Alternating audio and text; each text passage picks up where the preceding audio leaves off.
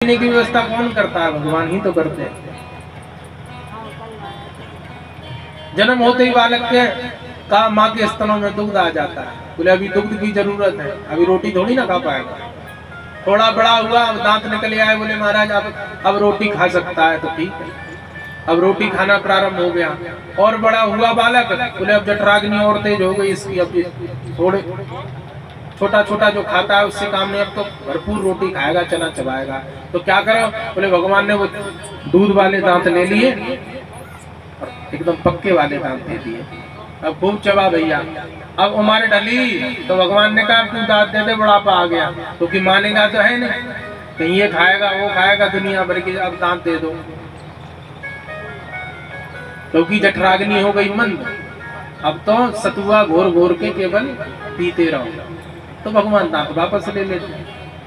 और जीव कहाँ माने, बढ़िया नई बत्ती महाराज डॉक्टरों से लग जाती है। जीवन में 4 घंटी बजती हैं, आपको बताऊं, फिर 4 घंटी के बाद फिर सीधा घंटा ही बजता है। 4 संकेत भगवान करते हैं। सबसे पहले कान के पास के बाल सफेद होते हैं, उससे क्या संकेत मिलता है? कान के पास के सफेद बाल कहते हैं कि अरे ये दुनिया की नश्वरता देखकर देखो मैंने अपना रंग बदल दिया, मगर ऐसा तू मूर्ख है, तू अब भी उसी में रमा हुआ। फिर महाराज जब भी नहीं मानता क्या करता व्यक्ति, वो कलर ले आता, ब्लैक वाला करवा लेता, कोई बात नहीं। फिर भगवान दूसरी घंटी बजाते हैं। क्या करते हैं भगवान? महाराज दांत टूट गए, जर गए सबरे दांत। अब बोले अब तो कछु मत खावे, दुनिया भर की चीज है, अब तो केवल महाराज कुछ दूध आदि लेते रहो और अपना भजन करो भगवान का। जीव नहीं मानता, तुरंत बत्ती लगवा के आ जाता है। तीसरी घंटी महाराज नेत्रों से दिखाई देना कम हो जाता है। जीव मानता है क्या? बोले बढ़िया, आजकल तो महाराज लेंस चल गए, पहले तो चश्मा ही तक ठीक था, अब तो ऐसे लेंस चल गए पता ही नहीं लगता कि चश्मा लगा रखा है। चौथी घंटी फिर बजती है महाराज, क्या?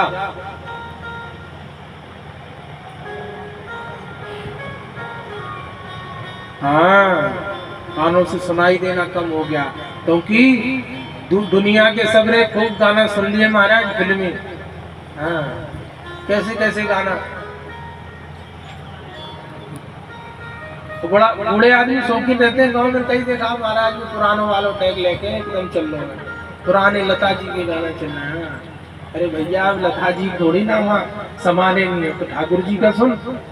भगवान कहते हैं दुनिया का बहुत कुछ सुन लिया, भगवान के भजन सुन। नहीं मानता, मशीन लगवा लेता व्यक्ति। तो फिर भगवान घंटी नहीं बजाते थे तो सीधा घंटा ही बजाते, बोले मानेगा नहीं है। और वास्तव में नहीं मानता है कि कमर कमान दांत सब टूटे, नजर गई नजराने, वो द्वार बिछाए हाट बिछाए, द्वार पे पड़ गए बहुएं मारे। बुढ़ापा आ गया, श्रीमती जी का जैसे ही बालक का विवाह हुआ, नई बहू जैसे ही घर में आई, उन्होंने कहा ये क्या बुढ़े अंदर पड़े रहने, उनको बाहर बिठा। ये 24 घंटे यही रहते नियम कानून में, बाहर खटिया डाल दी, घर के बाहर बैठे रहो। अब महाराज कुत्ता के जैसे घर की रखवाली करवाते रहो, और बुढ़ापे में यही काम रह जाता है। कोई घर में है, रुको कौन हो तुम, कहाँ से आए हो, कैसे, बड़ा संकट।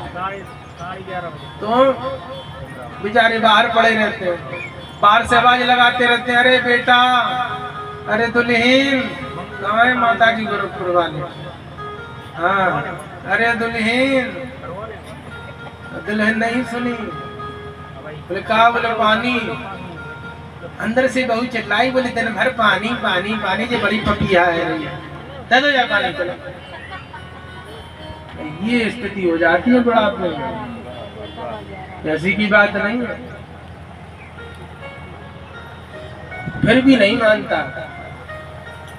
कोई व्यक्ति आके बोला बाबूजी अब जो है जीवन बीत गया, बुढ़ापा आ गया, चलो आश्रम में चलते हैं, भजन करेंगे। अरे बोले महाराज अभी क्या जाना, अभी तो जिम्मेदारी बहुत है, नाती हो जाए बस, नाती हो गया, फिर कहा चलो, अरे बोले महाराज थोड़ा सा बड़ा हो जाए, कभी नहीं निकल सकता। एक बार नारद जी आए, एक सेठ जी रहते थे, नारद जी आए, बोले सेठ जी चलो भजन करें, बुढ़ापा आ गया। बोले महाराज चले तो थोड़ा सा घर में बालक बड़ा है, विवाह हो जाए फिर चलते हैं। ठीक। दूसरी बार नारद जी आए तो बालक का विवाह हो गया महाराज। अब तो उन्होंने कहा अब चलो, बोले महाराज अब घर में थोड़ा सा जो है नाती और हो जाए, नाती भी हो गया। फिर नारद जी निकले, बोले अब चलो, बोले महाराज बस थोड़ा सा नाती थोड़ा बड़ा हो जाए, अभी छोटा है, इधर गिर जाता है वहां गिर जाता है। तीसरी बार नारद जी आए, बोले सेठ जी कहाँ है? देखा तो सेठ जी नहीं थे, और दो चार बालक खेल रहे थे। पूछा बेटा यहाँ सेठ जी रहते? बोले रहते तो थे। कहाँ है? बोले वो तो पधार गए। पधार गए? हाँ। ध्यान लगा के देखा, नारद जी तो थे नहीं। ध्यान लगाया तो घर के बाहर कुत्ता बन के खड़े हैं सेठ जी। अब नारद जी तो बात कर ही सकते हैं कुत्ते से। नारद जी ने कहा हाँ भैया बताओ क्या हुआ? अब तो चलो, अब इतनी दुर्गति करा ली, अब चलो। बोले महाराज चल तो दे, मगर बच्चे बड़े नालायक, रात को 11, 12 बजे पार्टी करके आते हैं तो घर की रखवाली कौन करेगा? तो ये मन बड़ा महाराज ऐसा चंचल है, ऐसा फंसा देता है कि वो वरने नहीं देता। इसलिए तो भगवान की कृपा बहुत बड़ी कृपा है कि महाराज अगर बुद्धि खुल जाए। यहाँ पे सत्यो मुक्ति क्रम मुक्ति का वर्णन सुखदेव भगवान करते हैं। अलग अलग देवताओं से अलग अलग कामनाओं के हिसाब से उपासना बताई गई है कि महाराज अन्न की कामना है तो अदिति माँ की सेवा करो, रूप की कामना है तो गंधर्वों की उपासना करो, जिनके पति पत्नी में झगड़ा होता है महाराज वो भोलेनाथ की सपरिवार सेवा करें, जिनको ज्ञान चाहिए वो भोलेनाथ की सेवा करें महाराज, उनकी पूजा करें। और जिसको कुछ नहीं चाहिए, और कुछ लोग होंगे महाराज सब कुछ चाहिए, नाती भी मिल जाए, नौकरी भी लग जाए, घर में संपत्ति भी आ जाए, और बोले सब चाहिए तो एक काम करो क्या काम सर्व काम वा, सब कुछ चाहिए और कुछ नहीं चाहिए तो भगवान की शरण में आ जाओ हमारे कन्हैया की, तो सब कुछ प्राप्त हो जाएगा। और एक बात और है, मनुष्य का अगर जीवन मिला है, कुछ लोग ऐसे होते हैं बोले हम क्यों पूजा करें, हमको तो कुछ नहीं चाहिए। बोले भैया फिर नहीं चाहिए फिर भी तुमको उपासना करनी पड़ेगी। क्यों?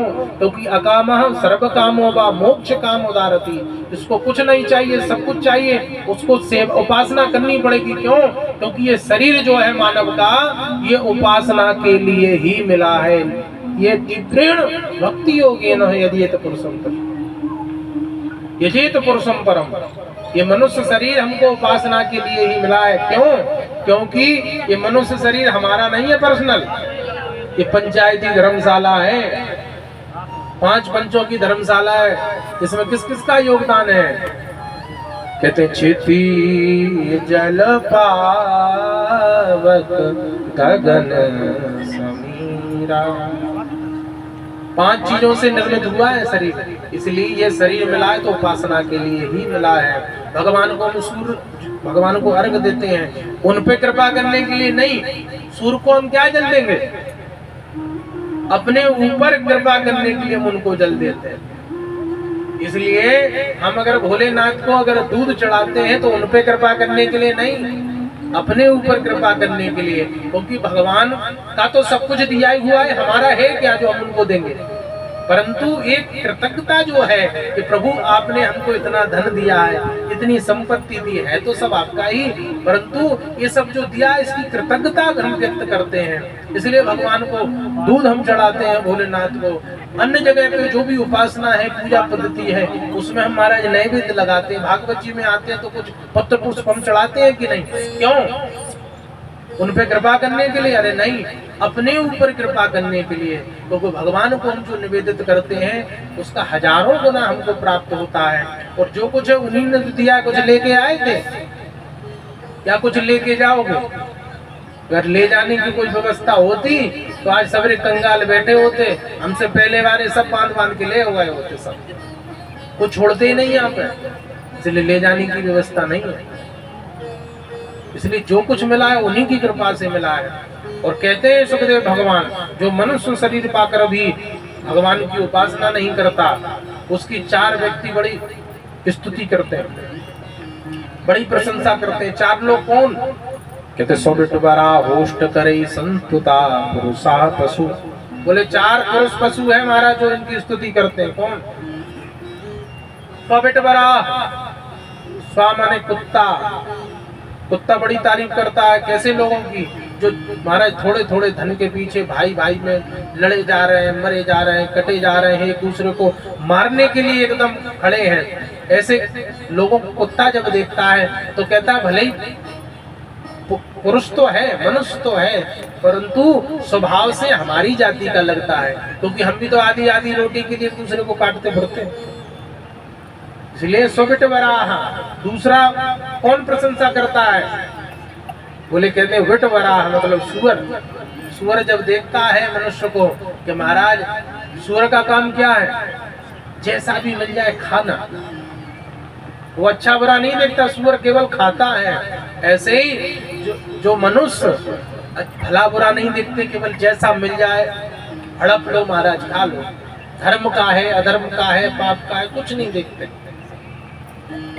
पहले तो लोग गलत पैसा लेने में डरते थे, गलत धन। बोले महाराज हम आ जाएगा, हमारे घर में तो ऐसा ना हो संतान की बुद्धि बिगड़ जाए, हमारे परिवार में कलह हो। बचते थे गलत धन से, तो भैया अपने घर में 2 रुपए गलत ना आए, भले ही 2 रुपए हमारा चला जाए। परंतु अब तो ऐसा है महाराज कि ऐसा भी हो धन आ जाए, सबको हजम कर जाएंगे। बताओ जब चारा हमारे लोग खा जाए, गायों का चारा तक नहीं छोड़े, बताओ तो क्या छोड़ेंगे लोग। इसलिए सब खा जाते हैं, कैसा भी धन मिल जाए तो सब बटबरा है। ऐसे लोगों को जब सुअर देखता है तो तारीफ करता है, प्रशंसा करता है। बोले क्या बात है हमारा, बहुत बढ़िया। बोले है भले ही मनुष्य मगर जाति का हमारी लगता है, जैसा हम लोग अच्छा बुरा नहीं देखते। तीसरा कहते हैं सब बटबरा उष्ट्र। उष्ट्र मतलब ऊंट। थोड़ा सा धन हमारे यहाँ आ गया तो हम सिर उठा के चलने लगे। अब ना महाराज ब्राह्मणों को देखते हैं, ना साधु संतों को देखते हैं।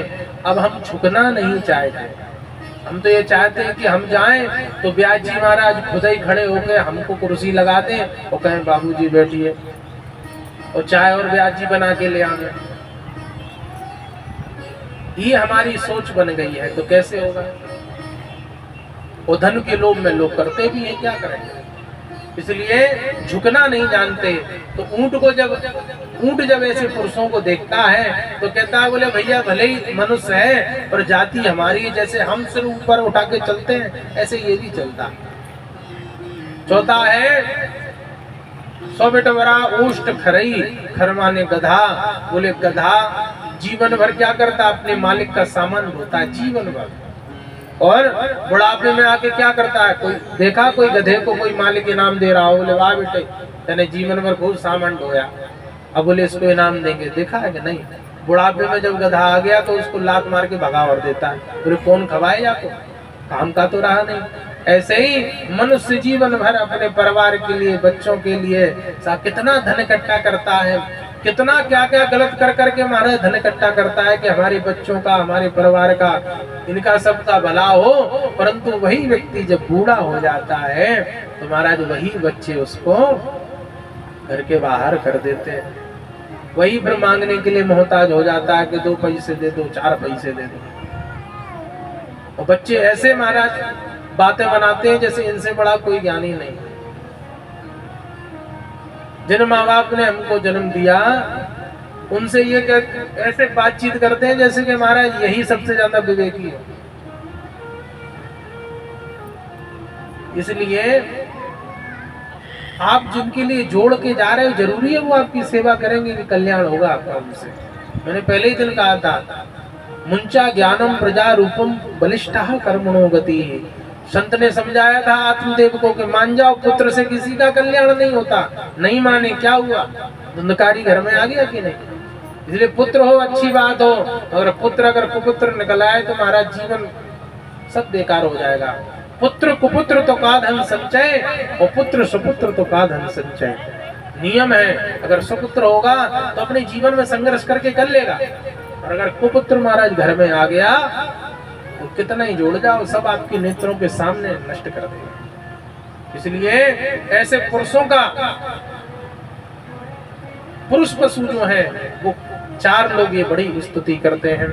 महाराज सुखदेव जी कहते हैं जो मनुष्य शरीर पाकर भी भगवान की कथा नहीं सुनता, जो नेत्र भगवान के दर्शन नहीं करते, जो वाणी भगवान का कीर्तन नहीं करती, महाराज वो कैसे हैं कि बिले बतोरो क्रम विक्रमाने न शृण्वता कर्ण पुटे नरस्य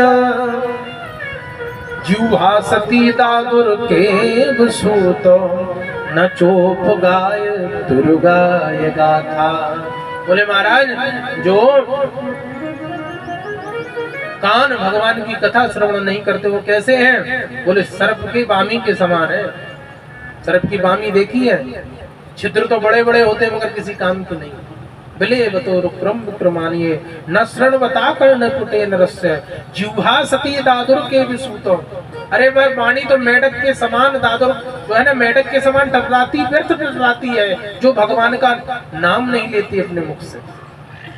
इसलिए रामचरितमानस में तुलसीदास जी कहते हैं जिन हरि कथा सुनी नहीं काना, जिन हरि कथा सुनी नहीं काना, जिन हरि कथा सुनी नहीं काना, जिन हरि कथा सुनी नहीं काना, श्रवण रंद्र हरि भवन समाना, श्रवण रंद्र हरि भवन समाना, नैनन संग तरस नहीं देखा,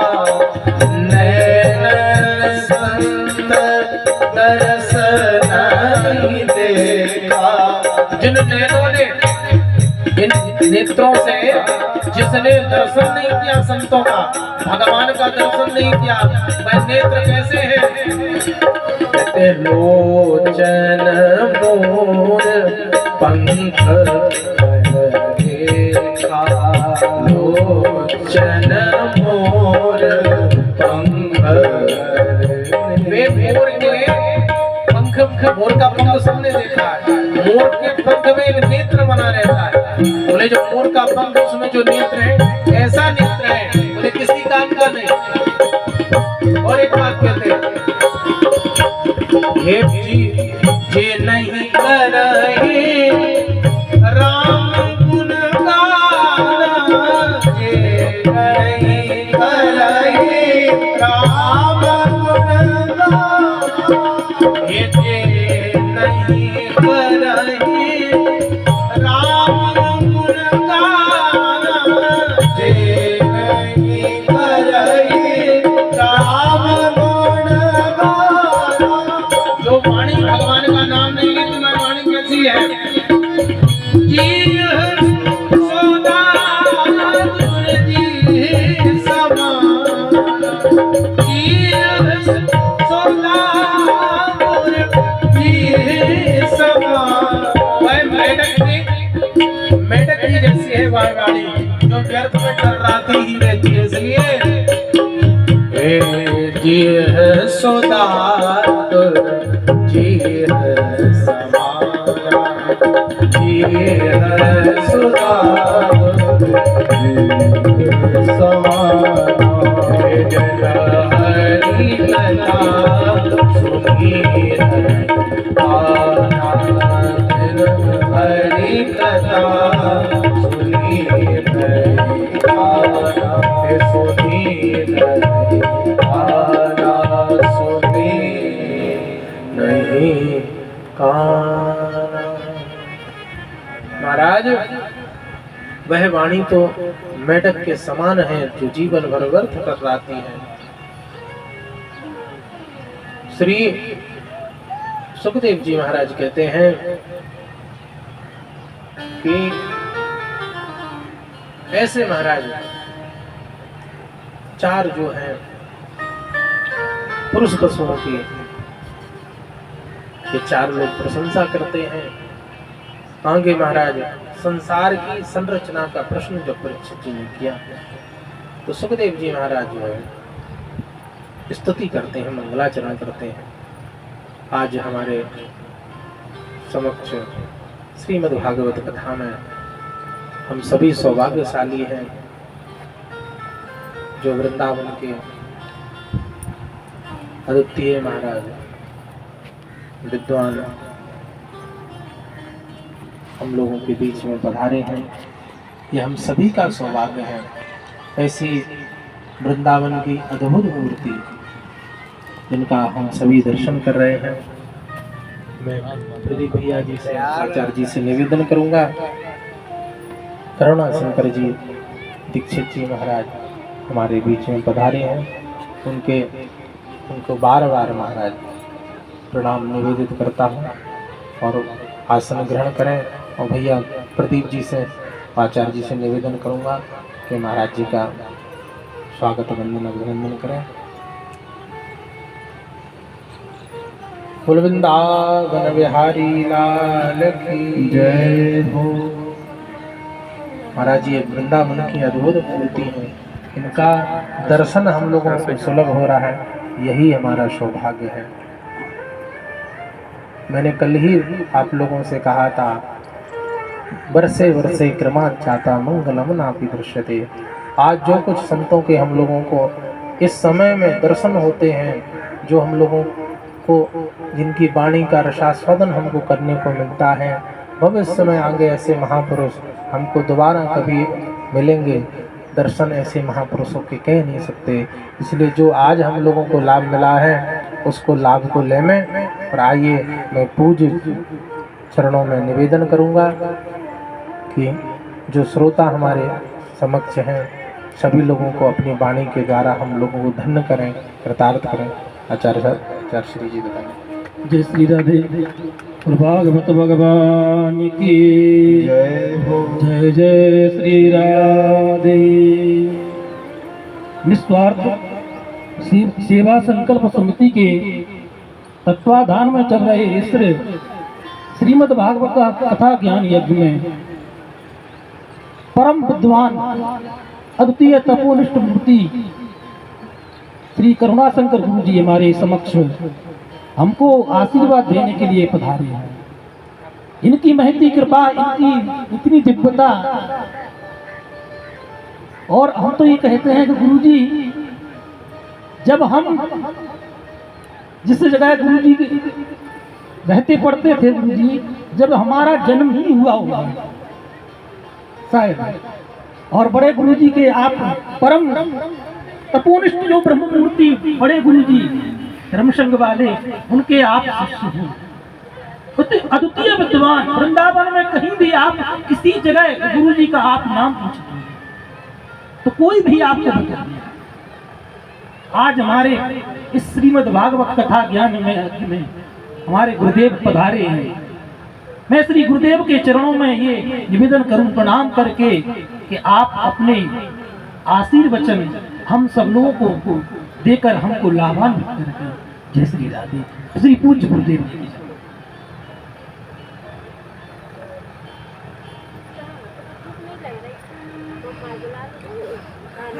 ओम गुरुभ्यो नमः। गुरुर्ब्रह्मा गुरुर्विष्णु गुरुदेवो महेश्वरः। गुरु साक्षात् परम ब्रह्म तस्मै श्री गुरुवे नमः।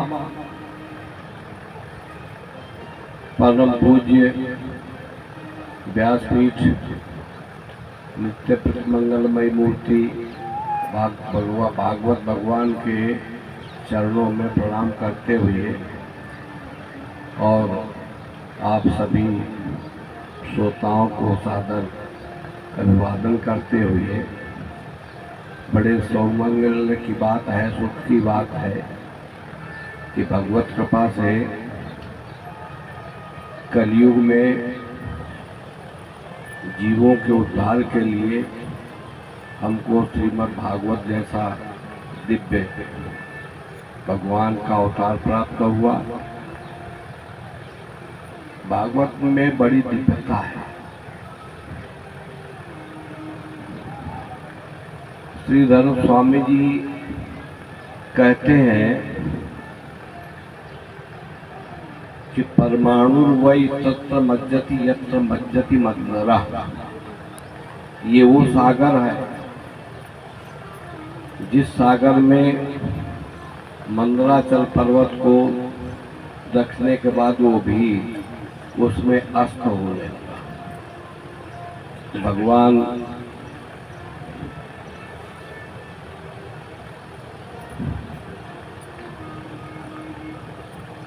श्री नंदन कछुआ का अवतार लिए, खाएगा कछुआ 7 योजन बिस्तरा, छोटा मोटा नहीं 100 योजन विशाल कर सकते। उस डूबते हुए मंदराचल को ऊपर कर दिए। तो ये बात हम इसलिए कह रहे हैं कि कलौ जनिष्य माड़ा नाम काल कर्म तमोदिया, चारों तरफ अंधेरा है। इस कलयुग का नाम ही है अंधेरे का युग। क्या नाम है? अंधेरे का युग, अंधेरा युग है। इस अंधेरे में प्रकाश को कैसे प्राप्त किया जाए, तो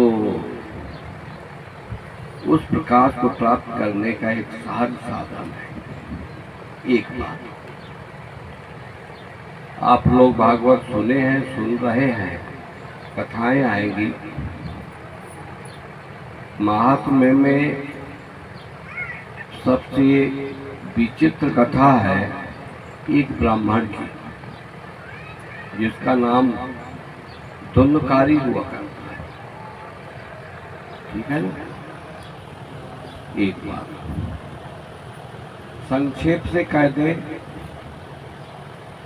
तो 3 प्रकार के भक्तों की कथाएं भागवत में हैं। कितने प्रकार के? कौन कौन? असाधन संपन्न, असाधन जानते हैं ना, जिसके पास कोई साधन नहीं। एक बात। दूसरा भक्त कौन है? कुसाधन संपन्न। साधन तो है, लेकिन जितने साधन है वो सब खुरापात से भरे हुए हैं। ये थोड़ा इसलिए देसी भाषा में बोल रहे हैं कि आप लोगों को साज में गोद हो जाए, मतलब खुरापाती जीवन है। और तीसरा भक्त है सुसाधन संपन्न, जो सबका भला चाहते हैं और भगवान निष्ठ है। उसमें सबसे पहले नंबर में आता है असाधन संपन्न।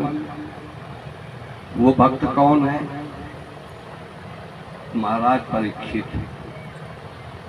टाइम है ना, ज्यादा नो कहना कि ज्यादा टाइम नहीं है। महाराज परीक्षित की स्थिति क्या है? स्वयं महाराज परीक्षित कहते हैं क्या? बोले द्रोणस्त्र विपृष्ट मिदम मदंगम, द्रोणस्त्र विपृष्ट मिदम मदंगम संतान बीजं कुरु पांडवा जुगोप कुक्षिं गत आचक्रो मातुश्च मेया शरण पाया।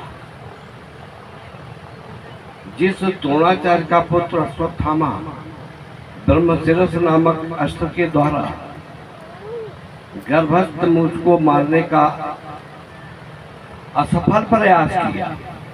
कैसा प्रयास? असफल, सफल नहीं। क्यों? भगवान भक्त की रक्षा के लिए इतने उतावले होते हैं, इतने उतावले होते हैं, इतने उतावले होते हैं। चाहे ज्ञानी के यहाँ जाओ, चाहे भक्त के यहाँ जाओ, चाहे जिस शास्त्र में जाओ, गर्भ की बड़ी निंदा की गई है। गर्भ की, माता के पेट में आने की बड़ी निंदा की गई है। लेकिन उस भक्त की रक्षा के लिए भगवान क्या किए कि गोप कुक्षिं गत, इतने उतावले हो गए कि छोटे से बालक की जो अपनी माँ की कोख में है उसकी रक्षा के लिए और उत्तरा को अपनी माँ बना डाला। क्या बनाया? उत्तरा को अपनी माँ बनाया। भागवत में लिखा है पंचम स्कंद के लगभग दूसरे तीसरे अध्याय में सुखदेव जी कहते हैं राजा परीक्षित से, एवं उत्तरा माता, क्या है? एवं उत्तरा माता भगवत आस्था से भावा। ये उत्तरा माता के बेटे कितना दिव्य शब्द है।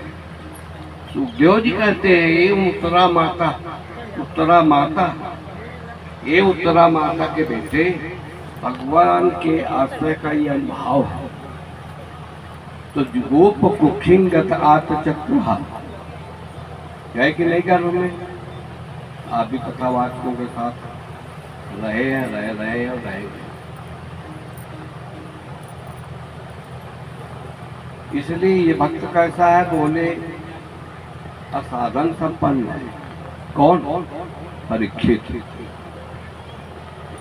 वो स्वयं कह रहे कि मैंने कोई परमात्मा से अपनी रक्षा की याचना, अभ्यर्थना, प्रार्थना कुछ नहीं किया, तो फिर भगवान ने रक्षा क्यों किया? बोले गोप मातुश्च में यह सर्वंगत आया। मेरी माँ, मैं नहीं गया था, मेरी माँ मेरी रक्षा के लिए उस शरणागत ठाकुर की शरण में गई। माँ शरण में जा रही है, रक्षा हो रही बालक। ये भागवत का अपूर्व है। तो यह साधन संपन्न एक कथा। और कुसाधन संपन्न की कथा से तो पूरा का पूरा दशम स्कंद भरा पड़ा है। पूतना, अगासुर, बकासुर, तृणावर, सक्कासुर, भरमार है, कंस, जरासंध, विदुरथ, रुक्मी, शिशुपाल, पूरा दशम स्कंद भरा पड़ा है। ये सब खुराफाती तो पूरे दशम स्कंद में जो कथाएं हैं ये खुराफातियों की है। और वो खुराफाती भी भगवान से जुड़ करके आज अमर हो गए।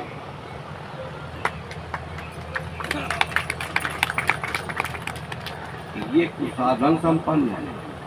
कुब्जा ने क्या किया था देख लेना, इसी भागवत मूल में लिखा है।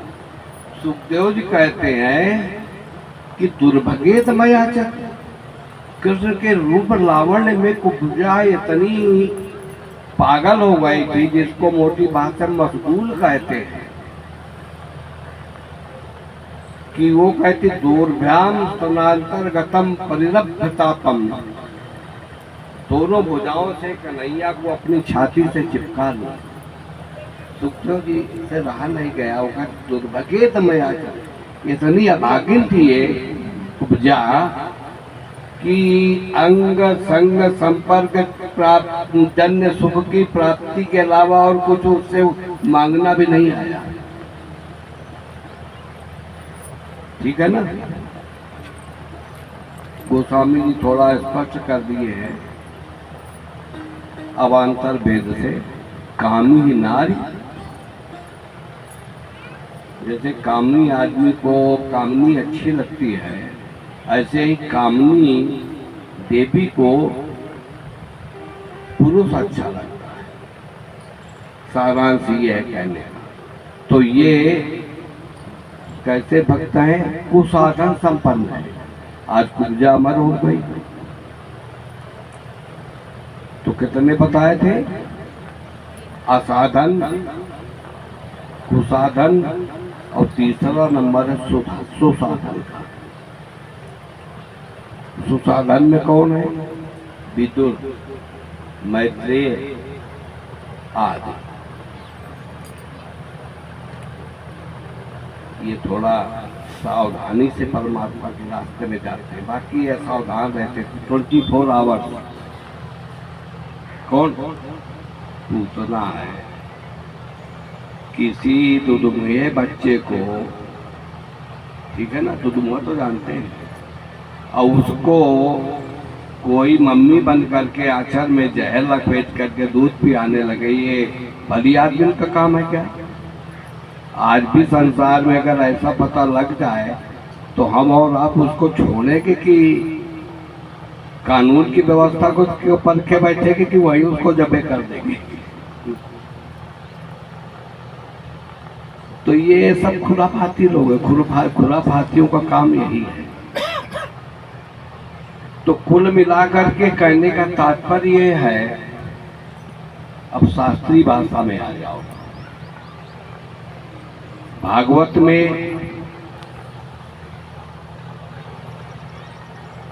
स्नेहानुबंधी, ऋणानुबंधी, उपकारानुबंधी, इस तरह के भक्तों का चरित्र का चित्र है। श्लोक में स्वयं कहा गया है मूल भागवत में, वैदेयम निपतया शिशुपाल पौंड साल्वादयो विदूरथ रूप में मुख्या। बैर बैरानुबंधी माने बैर बुद्धि से कृष्ण से बैर करेंगे, ऐसे शिशुपाल, विदूरथ, रुक्मी और कृष्ण से लड़ेंगे, डट के लड़ेंगे, मारेंगे। और हुआ क्या?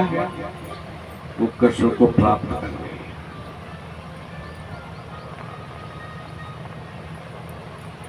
गए। स्नेहानुबंधी, सुहृदानुबंधी, नंद वगैरह है, वसुदेव वगैरह है, ये स्नेहानुबंधी है। भागवत के मूल में लिखा है। और सुदामा वगैरह ये सुहृदानुबंधी है, मित्र है, मित्र है। नहीं जा रहा था, पत्नी ने धकिया के भेजा, चल। बड़ी महिमा है उनकी, बार बार कहते हो कृष्ण मेरा मित्र है। और ऐसा मना चक्रवर्ती त्रैलोक वंदित द्वारकाधीश तुम्हारा मित्र है, तो काहे को उनके रहते रहते हम ये दुर्दिन क्यों देखे? बेटा धकिया करके गया, आए तो अपने घर को और अपनी पत्नी को भी नहीं पहचान पाए, ऐसा भागवत में लिखा है मूल में। ये सुहृदानुबंधी भक्त है। और स्नेहानुबंधी युधिष्ठिर, अर्जुन, सप्तम स्कंद में स्वयं नारद जी ने धर्मराज युधिष्ठिर से कहा है, गोप्य कामात भयात कंसा, ये भयानुबंधी है, कामानुबंधी है। स्नेहाद यूयम भक्त्या भयम विभो। नारद जी कहते हैं हम भक्त्यानुबंधी हैं, और आप लोग पांचों सभी पांडव लोग कहते हैं, बोले स्नेहानुबंधी। किसी की ताकत है आपसे हम कह दें या आप हमसे कह दें, भंडारे के दिन पंगत तो चली गई, पत्थर रख के कौन उठाएगा? समझ गए हम क्या कहना चाहते हैं? राजसूय यज्ञ हुआ, और राजसूय यज्ञ का एक नियम होता है कि सब काम राजा करते हैं, सबको काम, सबके काम डिवाइड कर दिए गए। अब जो ऋषि मुनि आएंगे, ब्राह्मण आएंगे, पूज्य लोग आएंगे, उनके पैर कौन धोएगा? वो लोग भोजन करेंगे, उनके पैर पर वो पत्थर कौन उठा के फेंकेगा? भागवत मूल में लिखा है कि कृष्णा पादाबनि जने। एक भक्त ने कहा है कि पत्तले उठाना, क्या पत्तले उठाना पग धोना माधव ने अंगीकार किया। तो कहना आप ये चाहते हैं कि हमारा संबंध जैसे भी हो, जैसे बने, कृष्णानुबंधी बन जाए हम। वो ज्यादा फिक्र नहीं करता है कि तुम अंदर का टिप टॉप होना जरूरी है, बाहर का टिप टॉप है थोड़ा, उससे ज्यादा टिप टॉप वाला कौन होगा? जो है भागवत में जाओगे ना, भागवत में तो 30 स्कंद के तीसरे अध्याय में भागवत नहीं बात हम पढ़ाया करते हैं, कथावाचक नहीं, अब बुला लिया तो ठीक है। तो सबकी यात्रा है, पैरों की भी यात्रा का वर्णन है, हाथ की भी यात्रा का वर्णन है, कान की भी यात्रा का वर्णन है, और आंख की भी यात्रा का वर्णन है। कपड़ा पहनने की भी यात्रा है। वो बरहाई ते भागवत 30 स्कंद अध्याय 3। बरहाई ते नैने नराणाम। गोस्वामी कहते लोचन मोर फल कर देखा। जहाँ देख, इसको देख करके आंखों की यात्रा समाप्त हो जाए, कृष्ण को जिसने देख लिया उसको फिर संसार देखने का मन नहीं कर पाया। वो चीज है, शायद इतनी पवित्र नदी हो, वो जब समुद्र को पहुंचाती है ना, तो जर्नी फिनिश। गंगा सागर में जा मिलती है तो गंगा सागर में पहुंच करके गंगा की यात्रा पूरी। नर्मदा जी समुद्र में भड़ोत में मिलती है डायरेक्ट, तो वहाँ उनकी यात्रा पूरी। और संसार में गंगा और नर्मदा की बड़ी महिमा है। धर्मशास्त्र में लिखा है, दर्शनात् पुनाति गांगेयम। क्या बोले? दर्शनात् पुनाति गांगेयम स्मरणा देव नर्मदम। गंगा जी का दर्शन करोगे तो पवित्र हो जाओगे। और यहाँ बैठे बैठे नर्मदा मैया का स्मरण चल रहा है, तो उस स्मरण से माँ नर्मदा पवित्र कर देती है। तो चाहे जितना पवित्र हो, और चाहे वो कर्मनाशा नदी हो, मतलब पहले हमने क्या शब्द बोला? पवित्र। पवित्र का जोड़ादार क्या है? अपवित्र। कर्मनाशा नदी गोस्वामी जी ने थोड़ा अपवित्रता के रंग से बताया है। जो कबीरा काशी में रहे तो रामाई कौन सी हो? समझ गए हम क्या कहना चाहते हैं? तो कबीरदास काशी छोड़ करके कर्मनाशा नदी के किनारे कुटिया बना करके और वहां देह त्याग किया। तो कहने का भाव ये है कि हमारी कनेक्टिविटी कैसी है। आजकल उसका युग है, क्या कहते हैं वो, तो उसमें लोग कनेक्टिविटी सर्च करते हैं। कभी हमने अपने अंतःकरण की कनेक्टिविटी सर्च किया क्या?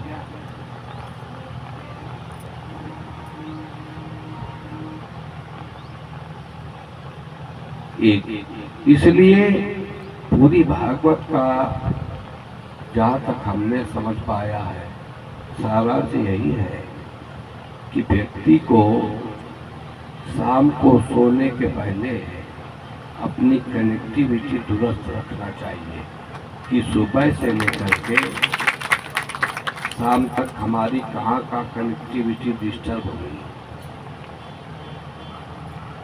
ठीक है, एक क्या बातें हो गई भाई, 4 हो गई। और एक बड़ा भी भक्त कथा पात्र आया भागवत में, अब अभूतपूर्व, कैसा न पहले कभी हुआ था, न उस जमाने में भी था, और आने वाले भविष्य में भी शायद ऐसा नहीं होगा। वो 6वें स्कंद में कथा है, और शायद पहले अध्याय से शुरू हो गई, जिसका नाम क्या होता है, अजामिल। अजामिल के चरित्र के लगभग 3 अध्याय हैं,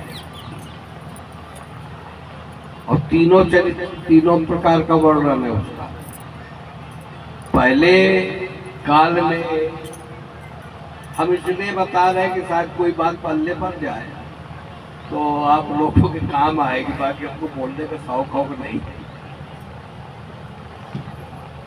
3 प्रकार के पात्र हैं। कैसा है, पहला तो उसका फर्स्ट स्टेप है लाइफ का, कि 1 नंबर का धर्मात्मा कौन, देख लेना 1 नंबर पे क्या है, धर्मात्मा।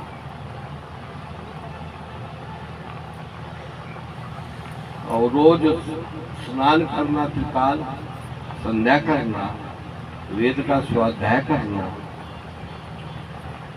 अग्निहोत्र करना, और ठाकुर श्री शालिग्राम भगवान की त्रिकाल अर्चन वर्णन करना।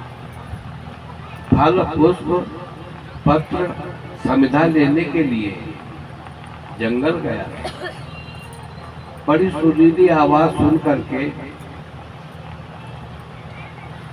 बड़ी सुरीली आवाज सुन करके धर्मात्मा क्या बन गया, 1 नंबर का दुरात्मा। जो काम करो 1 नंबर में रहो। 1 नंबर का धर्मात्मा है तो 1 नंबर का दुरात्मा है। और लास्ट स्टेप में उसने स्वयं कहा है कि मैं अपनी सती साधी पतिव्रता सत्पुनोद्भवा पत्नी का परित्याग करके सुरापान असती मगाम, दारू पीने वाली थी यार, जिसके साथ वो संबंध उसका स्थापित हो गया, सुरापा में लिखा है। सुरापा थोड़ा संकट, उसको गांव की भाषा में दारू पीने वाली, आदमी तो पीता है, और मेरिया भी दारू पिए जा रही है, थोड़ा बहुत धक्का धक्का। सुरापाम मुंह में देख लेना, सुरापाम असतीम, बहुत अपवित्र है, असतीम में लिखा है। तो ये हम नहीं कह रहे, भागवत में ये इसने कबूल किया है अजामिल ने स्वयं, सुरापाम असतीम अगाम। तो 1 नंबर का धर्मात्मा, 1 नंबर का दुरात्मा, और जब बड़ी बढ़िया विचित्र बात है, आदमी सोचता है क्या राम का नाम लेके जो मर जाएंगे आगे वो दुनिया में नाम अपना अमर कर जाएंगे, लेकिन हालत वहां को दूसरी लिखा दिखा। वो भागवत के 5वें स्कंद के 26 अध्याय में बड़ा दुर्दांत वर्णन है नरकों का। नरकों को ब्याज बड़ा बढ़िया सुखदेव जी वर्णन किए, देख लेना, दूसरे श्लोक पहले में है 5वें स्कंद के पहले अध्याय में, कि नरकान 27 नरकों का वर्णन। लेकिन जब काउंटिंग की आप पूरी तो 28 गिना है, नरकान 21 करके 7 अलग गिना दिया। एक हमारा छात्र हमसे पूछ रहा था, गुरु जी ऐसे, हमने कहा 7 VIP क्वालिटी के हैं। सात जो एक नरकान एक बिरसती के बाद में जो 7 अलग पड़े हैं ये वीआईपी क्वालिटी के हैं। तो यमदूत आए किसको लेने के लिए? दुरात्मा अजामिल को लेने, सबको मालूम है। और उसने विकृष्य पुत्र भगवान यदा मिलेती यदा मिलो बेटा नारायण नारायण नारायण बड़ी जोर से उच्चारण किया। भागवत के तृतीय स्कंद के 4-5वें अध्याय में बड़ा बढ़िया मैत्रेय जी कहते हैं विदुर से, बेटा अनुग्रहाये चरंत विष्णु भूतानि भव्यानि जनार्दन। भगवान श्री हरि के दिव्य पार्षद जीवों पर कृपा करने के लिए अहर्निश त्रिलोकी में विचरण करते रहे। भगवान के पार्षद विचरण कर रहे थे, नारायण नारायण की आवाज लगी कि कोई दुखी बोल रहा है, दुखियारा बोल रहा है नारायण का नाम, तुरंत आ गए। बड़ा संवाद है। उनको मार कूट के भगाया और जामिल को बचाया, आंखें खुली, मानस प्रणाम किया। और ये रहता कहाँ था? कन्नौज में। कान कुब्जे दुजक कश्चित कोई ब्राह्मण था कन्नौज में। और कन्नौज में संगम है, पहला संगम गंगा का और रामगंगा का और काली नदी, 3 का संगम। गंगा तो कौन लाया था? महाराज भगीरथ। दुनिया में यार जब से सृष्टि हुई तब से कंपटीशन की जिंदगी रही है। हमारी तुम्हारी हो जाए तो कोई बात नहीं है। भगीरथ जी जब गंगा को धरती में लाए तो विश्वामित्र ने कंपटीशन खड़ा कर दिया। क्या बोले? सूर्यवंशी गंगा लाए तो हम भी गंगा को लाएंगे। तो वो हिमालय से राम गंगा को प्रकट किया। उसको भागवत में क्या कहा गया? कौशिकी। क्या कहा गया है? प्रथम स्कंद के लगभग 16वें अध्याय में कौशिक क्या प्रश्य तो समीक ऋषि का बेटा कौशिकी नदी के पानी का स्पर्श करके और वाग वज्रम विसर्जन क्या साथ दे दिया राजा को। तो ये थोड़ा हम इसलिए कह रहे हैं, प्रश्न उठा, दिक्कत तो नहीं है, 2-5 मिनट और बोल रहे कि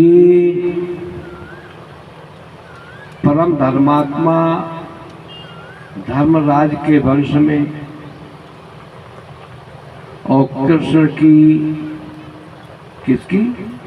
हमारे और आपका के जीवन का जो नायक है कृष्ण, चराचर का जो नायक है, उसकी साक्षात बहन सुभद्रा। कौन? सुभद्रा। और सुभद्रा का बेटा कौन? अभिमन्यु। और अभिमन्यु का बेटा कौन? परीक्षित। तो ऐसे सतकुल में धर्मराज के पूर्व पितामह जो महाराज साक्षात भीष्म धर्म प्रताप वरिष्ठा जिसका इनको कहा गया, भीष्म पितामह के वंश में उत्पन्न होने वाले महाराज पांडु के धर्मराज युधिष्ठिर का भाई अर्जुन। और अर्जुन कौन है? एक तरह से अनादि मित्र है। अनादि मित्र है, नर और एक नर है, एक नारायण है। और सांसारिक दृष्टि से एक जीजा है तो एक साला है। भागवत के अनुसार हम बोल रहे हैं, तो भी संबंध बिल्कुल कन्फर्म है। और उस धर्मात्मा जिसकी दादी कौन है? द्रौपदी। अभी अभी आ रहे थे तो चर्चा चल रही थी कि जब तक पतियों का बल था तब तक कृष्ण प्रकट नहीं हुए, ऐसा कुछ चर्चा चल रही थी जब हम आए थे। रुक्मिणी जी ने थाली परोसी थी,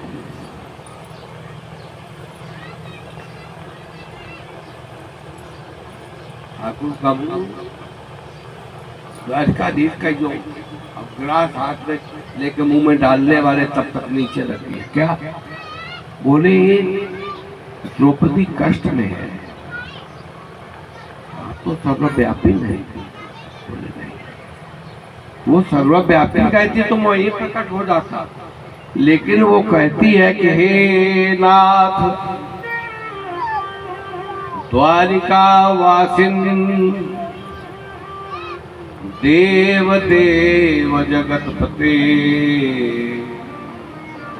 कौरवैः परिभूता माम किन्न पश्यसि यादव। हे द्वारिकावासी, क्या कौरवों से अपमानित होने वाली मेरी परिस्थिति से क्या आप वाकिफ नहीं है? क्या कब मालूम है? तो 24 अवतार तो भागवत में आते हैं, लेकिन भगवान ने 25वां अवतार और लिया। क्या? वस्त्रावतार। क्या लिया? ये हम इसलिए कह रहे हैं कि जीवन में व्यक्ति को होपलेस नहीं होना चाहिए। और आपको सबको मालूम है, सब विद्वान लोग हैं, सब बहुत श्रोता है कि उस समय द्रौपदी कोई बढ़िया अवस्था में नहीं थी। उस अवस्था में थी जिस अवस्था में आज का विशिष्ट समाज उसको अछूत मानता है। ठीक है ना? समझ गए होंगे हम क्या कहना चाहते हैं। अब भगवान ने एक सेकंड नहीं लगाया और उस बेचारी देवी के वस्त्र में अपनी कनेक्टिविटी कर दी। उसने अपने वस्त्र की कनेक्टिविटी किससे किया? कृष्ण से। तो हमने महापुरुषों से सुना है कि 10,000 गज बल घट्यो न 10 गज चीर। तो ये सब कहने का मतलब ये है कि जीवन में होपलेस नहीं होना है। ये बात चल रही थी, वो दारू पीने वाली के साथ कौशिकी नदी के और गंगा के और कालिंदी के संगम में कन्नौज में रहने वाले ब्राह्मण, और वो ब्राह्मण पहले नंबर में धर्मात्मा, दूसरे नंबर में दुरात्मा, और जो लास्ट स्टेप आई तो गंगा के किनारे का परित्याग करके, कन्नौज का परित्याग करके कहाँ गया? गंगा द्वारों पे गया। गंगा द्वार जानते हो ना? किसको कहते हैं? हरिद्वार। भगवान व्यास जी कोई भांग खा करके भागवत नहीं लिख रहे हैं। तो मतलब हम क्या बोले? हरिद्वार में पे आया। व्यास जी ऐसा भी लिख सकते थे, व्यास जी ऐसा भी लिख सकते थे। कैसा? हरिद्वार में पे आया, छंद भंग भी नहीं होता। तो गंगा द्वार क्यों बोल लिख दिए? ये भागवत साधुता ग्रंथ है। हरिद्वार लिख देते तो विष्णु भक्त कहता बोले हमारा है। हरिद्वार लिख देते तो शंकर जी वाले कहते कि ये हमारा है। हर माने शिव, हरि माने विष्णु।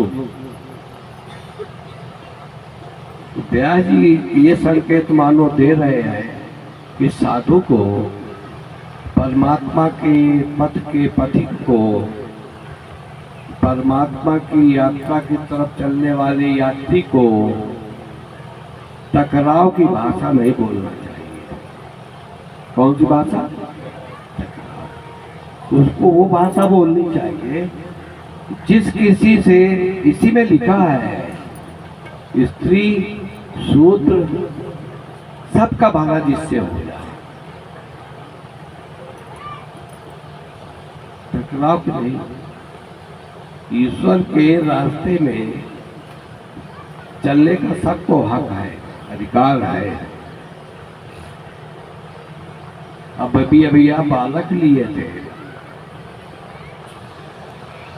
ये भी प्रिय लगता है हमको। अगर इससे छोटा होता तो और ज्यादा प्रिय लगता। बाई चांस उसको गोद में ले लेते और मेरी गोदी में अगर वो बाथरूम वगैरह कर देता तो क्या उसको फेंक देते? तो बच्चा है। जब संसार का एक साधारण या समझदार आदमी सामान्य बच्चों की गलतियों को नजरअंदाज कर देता है, जो त्रिलोकी का माता पिता है, रोज स्तुति करते होंगे, शायद हम भी करते हैं, आप भी करते होंगे, तो मेरे माता, अरे चाहे माँ बना लो, अगर तुम्हारा बच्चा तुमसे मेरी मम्मी कहने लगेगा तो कैसा लगेगा? शायद हो सकता है कि उसकी गाल गरम कर हो जाए, लेकिन परमात्मा को अब मम्मी भी कहते कि तुम्हें माता, और फिर जब कुछ मानो, माँ मान लो, पिता मान लो, भाई साहब मान लो, दोस्त मान लो, सका माने। तो कहने का तात्पर्य है कि अपनी कनेक्टिविटी दुरुस्त रखो।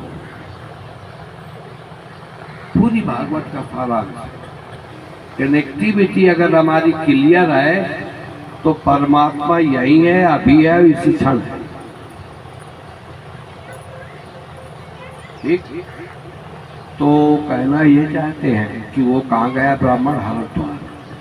और हरिद्वार में पहुंच करके क्या बन गया? धर्मात्मा, दुरात्मा और राष्ट्र में एक नंबर का महात्मा बन गया। कौन? सबसे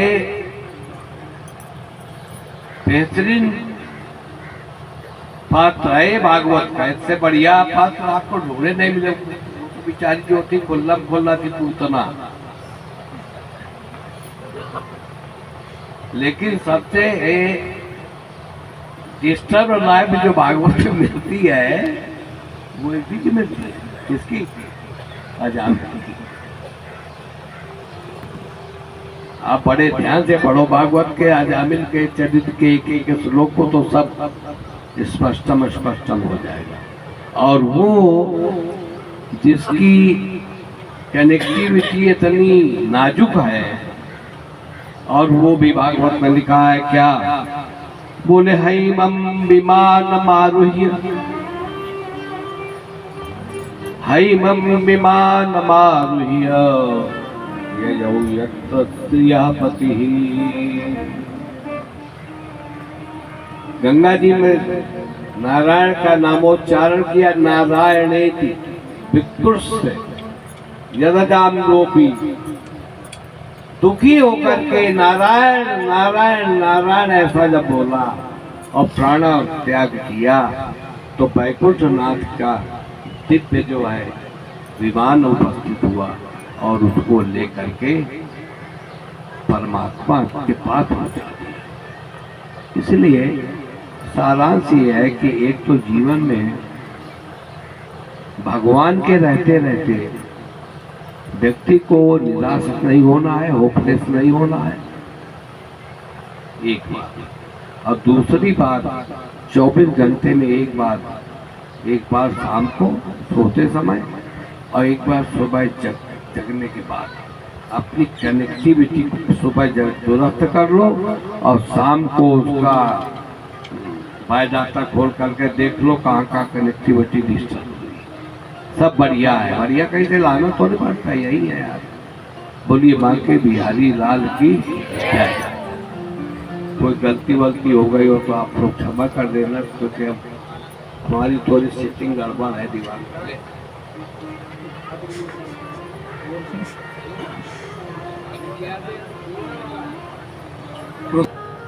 नान्यत यत् सत् सत्परम पश्चादहं यदि तच्च योग शिष्येत सोऽस्म्यहम्। ज्ञानम परम गुह्यन्ते यद् ज्ञानं यद् विज्ञान समन्वितम सहरस्यं तदंगं च ग्रहाणं गदितं मया। भगवान कहते हैं ब्रह्मा जी मैं बहुत बढ़िया उपदेश तुमको देने वाला हूँ, ध्यान से सुनो। बोले संसार में केवल मैं ही मैं था। ब्रह्मा जी बोले महाराज आप ही आप थे तो फिर सृष्टि बनी कैसे? अरे कोई सामग्री तो होगी, कोई साधन तो होगा। अरे एक कूलर है चाहे माइक है, कुछ भी बनाने के लिए सामग्री तो लगी होगी, रॉ मटेरियल तो आया होगा कि भैया लोहा चाहिए, फिर उसके बाद बनेगा तब माइक बनेगा ना। भगवान बोले केवल मैं ही मैं था, कुछ रॉ मटेरियल नहीं था। फिर महाराज बोले भगवान बताते हैं कि मुझसे ही ये सब व्यक्त हुए, मैं ही बनने वाला हूँ और मैं ही बनाने वाला हूँ। संसार में जो कुछ दिखाई देता है ये रहस्य समझ लो, जो कुछ भी दिखाई देता है भगवान ही उसके बनाने वाले हैं और बनने वाले हैं। जैसे मिट्टी का घड़ा, मिट्टी का घड़ा काय से बनता है? मिट्टी से। और बनाता कौन है? कुंभकार। तो बनाने वाला अलग है और बनने वाला अलग है। मिट्टी तो घड़ा नहीं बन गई, उसको बनाया ना किसी ने। तो मिट्टी क्या है? वह उपादान कारण है, और बनाने वाला वो निमित्त कारण है। ये संसार के भगवान अभिन्न निमित्तोपादान कारण है। भगवान बनते भी हैं और भगवान बनाते भी हैं। समझ गए? बनने वाले भी भगवान है और बनाने वाले भी भगवान है। इसीलिए कहते सिय राम मैं सब जग जानी, करहूं प्रणाम जोर जुग पानी। इसलिए संसार में जो कुछ दिखाई देता है सब भगवान ही है। हर कण में व्याप्त है भगवान। ये तो हो गई सृष्टि की व्यवस्था। बोले महाराज ये माया का क्या कार्य है? तो बोले ये माया मेरी ही है। माया की क्या जरूरत? देखो माया की भी जरूरत है। क्यों? क्योंकि माया क्या करती है? माँ माने नहीं, या माने जो नहीं है वह दिखाई दे, वही तो माया है। सृष्टि संसार कैसा है? असत्य। फिर भी हमको कैसा दिखाई देता है? सत्य। एक दिन नष्ट हो जाना है, फिर भी हम क्या करते? किससे मोह करते हैं? भगवान से नहीं। मोह किससे करते हैं? अपने परिवारजनों से, दुनियादारी से। और मोह किससे करना चाहिए? प्रेम किससे करना चाहिए? परमात्मा से। परंतु ये भगवान की माया है। क्योंकि शुद्ध सोना लेके कभी सोनार के पास जाओ तो भैया कोई गहना बना दो, कोई गहना बना सकता है? बोले भैया इसमें इतना भी लेस मात्र भी वो नहीं लगना चाहिए, केवल सोना ही प्योर होना चाहिए। प्योर सोने का कुछ नहीं बन सकता, बिस्किट भले ही बन जाए, आभूषण नहीं बनेगा। आभूषण बनाने के लिए कुछ ना कुछ उसमें दूसरी धातु का वो लगाना ही पड़ेगा, जब जुड़ेगी। ऐसे संसार को चलाने के लिए भगवान को माया की आवश्यकता पड़ती है। अगर माया नहीं हो तो सब शुद्ध मुक्त हो जाए। इसलिए माया की जरूरत पड़ती है, तभी तो चलेगा संसार, नहीं चलेगा कैसे? महाराज दिव्य भगवान उपदेश देते हैं। इधर महाराज 10 भागवत के 10 लक्षणों का वर्णन है। देखो जीव कर्म करता रहे, उसका कर्म का फल का भोगता रहे, तो महाराज फिर भगवान की क्या जरूरत? किसी ने प्रश्न किया, अरे ठीक है सब कुछ भगवान ने बनाया है, परंतु जब जीव कर्म करे, पुण्य करेगा तो स्वर्ग लोक को जाएगा, फिर जन्म लेगा, फिर वही कर्म करेगा, तो ये कर्म जो चक्कर चलता रहेगा वो कब रुकेगा? अगर यही सब होना है तो बोले फिर भगवान की क्या जरूरत? हम तो जो कर्म करेंगे फिर जन्म होगा, फिर कर्म करेंगे फिर जन्म होगा, फिर जन्म लेंगे तो फिर कर्म करेंगे, तो फिर उसके हिसाब से महाराज स्वर्ग आदि लोकों में जाएंगे, फिर तो भगवान ये बीच में क्या कर रहे हैं? बोले भगवान की इसमें क्या जरूरत है? बोले भगवान की जरूरत है। कैसी? क्योंकि महाराज भगवान गुणाक्षर न्याय से कृपा करते हैं। भगवान की जो शरण में जाता है, भगवान उसके सब कर्म बंधनों को काट देते हैं। परंतु भगवान कृपा कैसे करेंगे? कोई कृपा की कोई बात तो होगी, कोई नियम तो होगा कृपा का कि भगवान ऐसे ही कृपा करते हैं, कोई नियम है? भगवान गुणाक्षर न्याय से कृपा करते हैं, कब किस पर कैसे कृपा करते हैं कोई पता नहीं। कि व्यादस्याचरणं ध्रुवस्य च वयो विद्या गजेन्द्र शिखा। किसी ने कहा बोले भगवान तो महाराज शुद्धता पवित्रता वाले लोगों को मिलते होंगे, तो बोले नहीं, भगवान तो महाराज व्याध को भी मिल गए, जो जीवों की हत्या करता उसको भी मिल गए। किसी ने कहा तो हमें ऐसा लगता है कि भगवान शायद बड़े बूढ़े लोगों को मिलते होंगे, बोले नहीं, व्याधस्याचरणं ध्रुवस्य च वयो, ध्रुव जी को मिले, वो तो 5 वर्ष की आयु के थे। किसी ने कहा बोले नहीं महाराज, हमको लगता है भगवान जो है पढ़े लिखे लोगों को मिलते होंगे, तो कहते विद्या गजेन्द्र शिखा। बोले अगर पढ़े लिखे लोगों को मिलते होते तो हाथी कौन से डिग्री कॉलेज में पढ़ा था? हाथी को मिले कि नहीं परमात्मा? तो किसी ने कहा समझ गए महाराज, ऊंची जाति वाले लोगों को मिलते होंगे, तो कहते का जाति विदुरस्य यादव पते। अगर ऊंची जाति वालों को मिलते होते तो विदुर जी कौन जाति के थे? विदुर जी किस जाति के थे? दासी पुत्र थे विदुर जी, मिले कि नहीं? रुगरस्य किम पौरुषम। किसी ने कहा भगवान बलवान को मिलते होंगे जो अधिक बलवान हो। बोले गुरुसेन महाराज कौन से बलवान थे? पुत्र नहीं उनको जेल खाने में डाल दिया। तो ऐसा नहीं कि भगवान बलवान को मिलते हैं। ओह, किसी ने कहा समझ गए, बोले जो ज्यादा सुंदर लोग होते होंगे उनको भगवान मिलते होंगे। तो कहते हैं कुब्जाया किम तत्र रूपमधिकम। बोले कुब्जा कहाँ की सुंदर थी? 3 जगह से महाराज टेढ़ी थी, कुंवर निकला था। तो सुंदरता पर भी भगवान दीजिए, जरूरी नहीं। तो बोले समझ गए, बोले धनवानों को मिलते होंगे। तो बोले ऐसा भी नहीं कर सकते, क्यों? क्योंकि कुब्जाया किम तत्र रूपमधिकम किम तत् सुदामनो धनम। बोले सुदामा जी महाराज कहाँ के धनवान? तो बोले परमात्मा फिर कैसे मिलते हैं? कहते हैं भक्त्या तुष्यति केवलम न च गुणैः भक्ति प्रियो माधवा। भगवान किसी गुण पे नहीं रीझते,